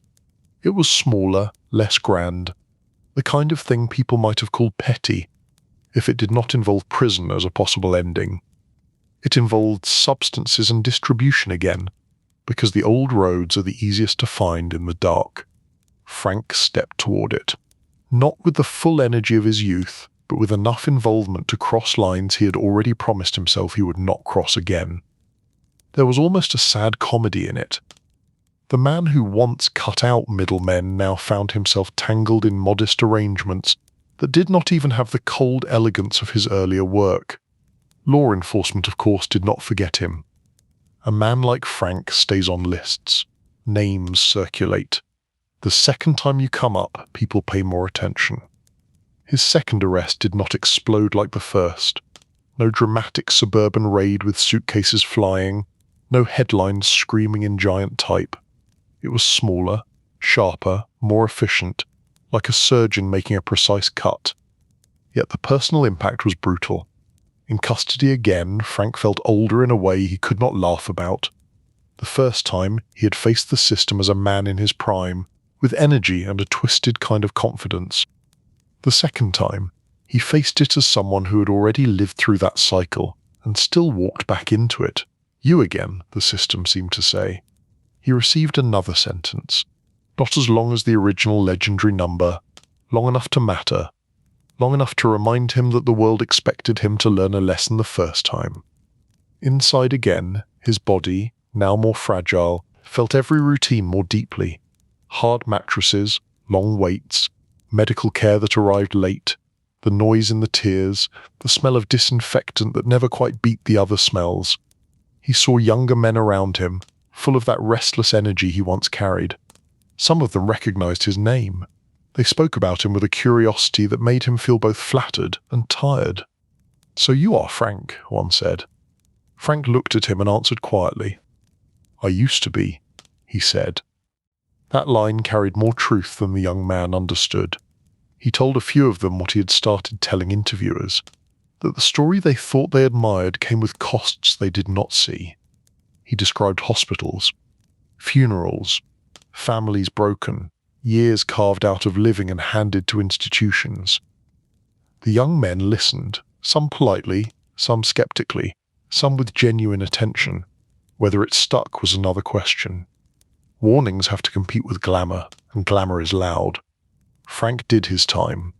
This round felt slower. His bones hurt. His sleep was lighter. Memories visited more often, and not just the ones he would have chosen. He thought of Grange, the very beginning. He thought of Bumpy walking into rooms like the air belonged to him. He thought of the Teaneck living rooms. He thought of Julie and the weight she had carried. He thought of all the small moments when he could have turned left instead of right. That is how regret works. It does not focus on the big decisions, the ones that make headlines. It focuses on the smaller ones that seemed harmless at the time. Eventually he was released again, another door opening, another script telling him to begin again, at an age when most people are planning retirement dinners, not fresh starts. This time, the idea of going back to crime felt absurd. His body could not handle the stress. His mind, weathered by years of side effects and confinement, leaned more toward reflection than action. He moved slower. He spoke softer. The city looked even more changed than before. New shops, new slang, new music, old problems dressed in new clothes. He remained a figure that people occasionally sought out. Reporters, film people, writers, detectives who had retired and wanted to revisit their trophies or their failures. They came with notebooks, microphones, film crews. He gave interviews here and there. His story became an object, a thing to be shaped and sold. He knew that and did not pretend otherwise. He tried to steer it when he could, to cut down the romantic nonsense and add in some weight. I did what I did, he would say. I paid, others paid more. The second fall had cut away what was left of his illusions. If he had once believed in invincibility, that belief was gone. All that remained was a man in late middle age, then old age, who had to live with both the power he once held and the harm that followed. Freedom after the second sentence felt different. Less like a new beginning, more like borrowed time. He spent that borrowed time mostly quiet. Smaller apartments, less travel, more doctors, less bravado. He watched the city from windows instead of from the center of its noise. The spotlight that had once tempted him now felt too bright. He preferred lamps, and in the background, as always, Harlem went on living. Chapter 10.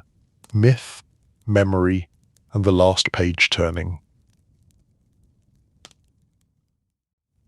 In the final stretch of a life, people often become curators of their own story.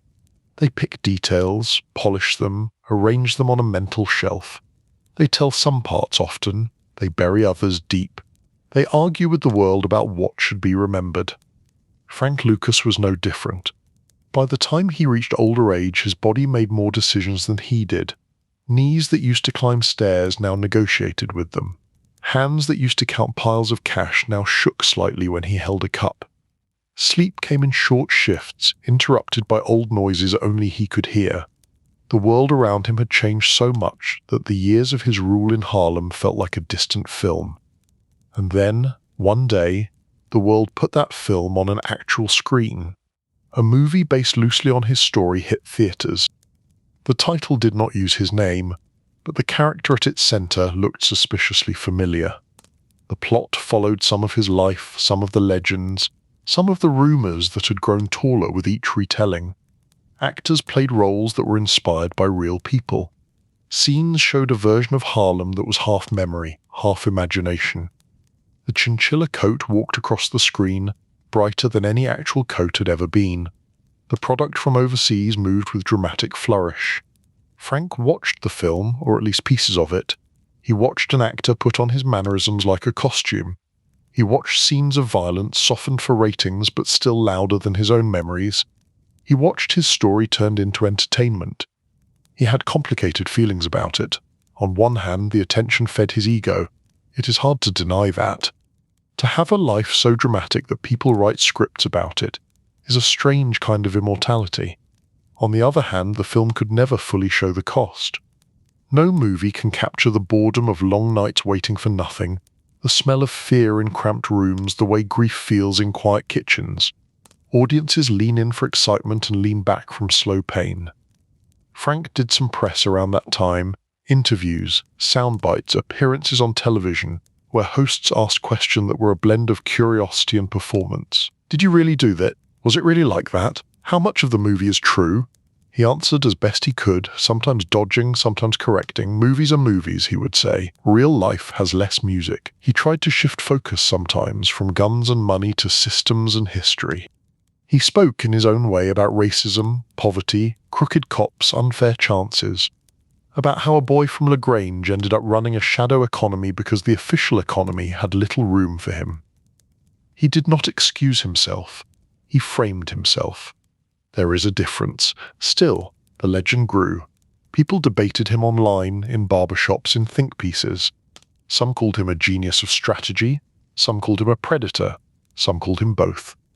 Some young people, far removed from his era, wore his name like a brand on shirts, not fully understand the sadness attached. Frank in private saw the absurdity in that. If they want to wear something, he told someone once, they should wear a timesheet from a regular job. That is the real miracle. He kept a small humour about his own myth.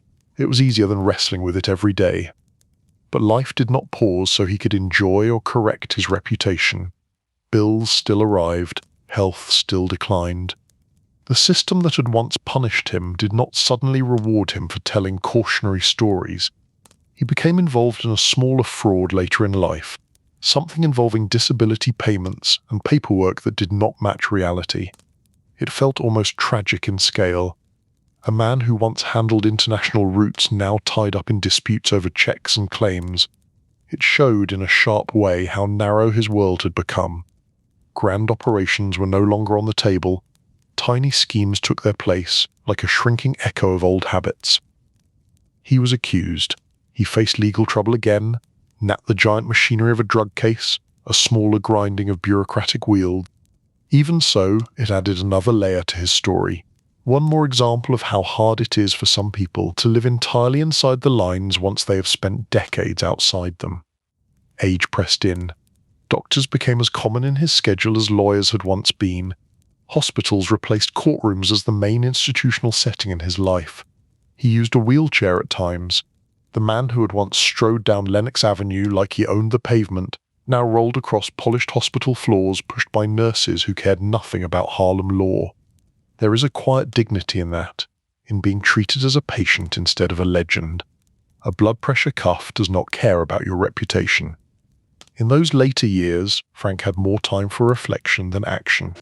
He talked with family when he could, tried to mend where things were torn, tried to be present even when fatigue pulled him away.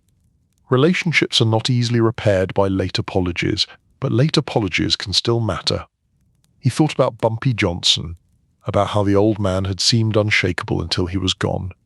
Frank now sat on the other side of that feeling, aware that he too one day be a paragraph in some article, a reference in some documentary, a character in some story told by someone who never met him. He wondered which parts would survive. The coat, the name Blue Magic, the Teaneck raid, the cooperation with law enforcement, the second fall, the film, the interviews.